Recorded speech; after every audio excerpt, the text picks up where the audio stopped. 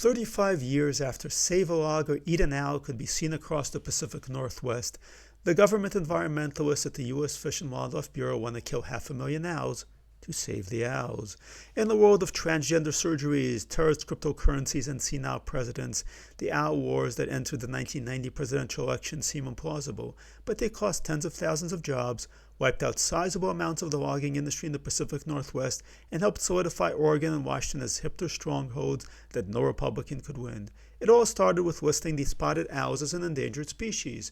The northern spotted owls, which to non-owl fanciers look like most other owls except smaller, were listed as endangered by that noted scientist, Judge William L. Dwyer, who apart from destroying logging also helped create the Seattle Mariners, which placed 2 crimes against humanity on his checkered soul. But Dwyer was doing the bidding of the anti-industrial Sierra Club and decided to block timber sales in national forests to save the owls. The timber industry no longer drives the Pacific Northwest's economy, Judge Dwyer, whose own job as a government appointee was protected by the mandatory confiscation used to pay his ill-gotten salary, wrote. Job losses in the wood products industry will continue regardless of whether the northern spotted owl is protected. Over 1,500 loggers and family members staged a protest around the Hood River of the kind that has since become familiar among farmers in Europe against the shutdown of their industry. President George H.W. Bush, in his usual squishy manner, tried to split the difference. All across the country we have a spotted owl problem, and yes, we want to see that little furry feathery guy protected and all that, but I don't want to see 40,000 loggers thrown out of work. Bill Clinton, who did want to see 40,000 loggers thrown out of work, won and held an owl summit in Portland on April Fool's Day, I am not making this up, featuring Al Gore in a protest rally led by Neil Young. The result of the summit was that the millionaire hipsters environmentalists who had funded the Clintons won, and the loggers were just trying to feed their families came out the losers. Bill Clinton cut 80% of logging. Timber prices rose 70% in the first year of the Clinton administration. Housing construction costs rose with it, further hurting the middle class. Seattle and Portland became safe spaces for fans of Neil Young and other bad music. Republicans, conservatives, and the working class were squeezed out to make way for the owls. But a funny thing happened on the way to owl nirvana. The owls kept dying. Logging on federal lands fell 90%, but spotted owl populations also fell by as much as 80%.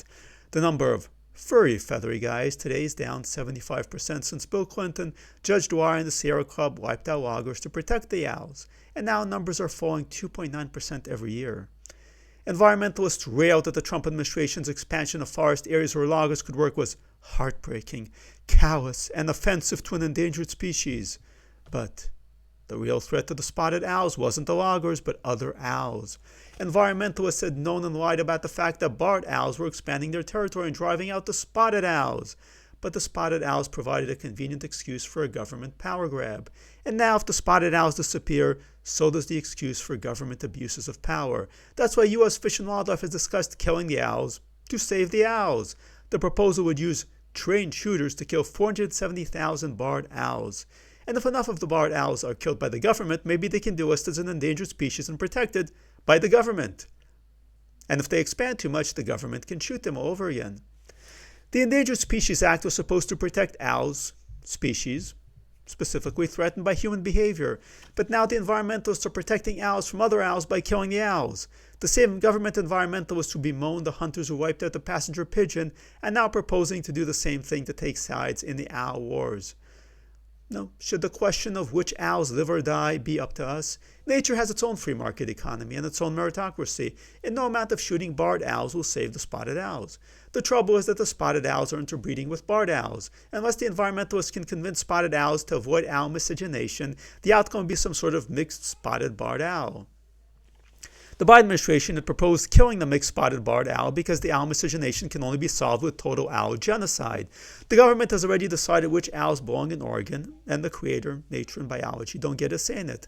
Why can't nature listen to the experts, scientists, and environmentalists in the government instead of doing its own thing?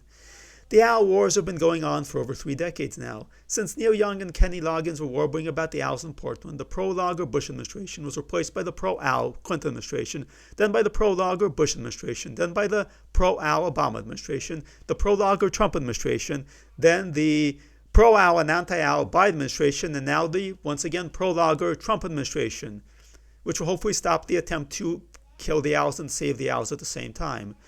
The number of loggers and owls has been declining, so the only winners are so far the government and the barred owls, which paid no attention to the judges, presidents, and environmentalists.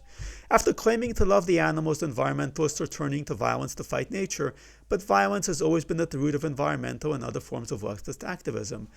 The Biden administration appointed Tracy Stone Manning, a former spokeswoman for the terrorist group EcoFirst, to head the Bureau of Land Management, which was responsible for the tree spikes that had wounded a number of loggers and mill workers.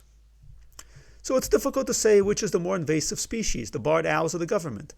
The showdown between the barred owls and the trained shooters of U.S. fish and wildlife also determine who decides the fate of the owl population, environmentalism or the owls.